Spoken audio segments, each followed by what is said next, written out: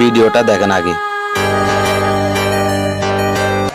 বরিশালস্থ সাগরদী এলাকার ঘটনা এবং এই ঘটনার যে ভিকটিম মেয়েকে এরা 5 জনে ধর্ষণ করেছে পর্যায়ক্রমে একের পর এক, এবং এই মেয়েটাকে সারা রাত ভর ধর্ষণ করছে, পানি খাইতে চাইছে, তাকে প্রস্রাব করে খাওয়াইছে, এবং এই মেয়েটাকে ধর্ষণ করিয়া ফালাই রাখার পরে তার মা খুঁজে পাইয়া তাকে বরিশাল মেডিকেল কলেজে ওসিসিতে ভর্তি করে, এবং বরিশাল মেডিকেল কলেজে আসার পরে এই মামলা হয়। মামলায় আজকে এই বিজ্ঞ আদালতে 11 জন সাক্ষীর সাক্ষ্য নেওয়া হয়।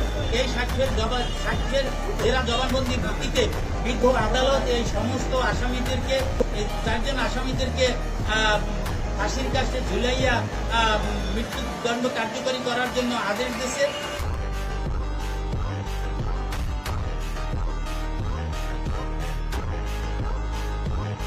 বিচারটা এমন হওয়া উচিত যেখানে দর্শন করার আগে 10 বার ভাবতে হবে আমার পরবর্তীতে কি হবে।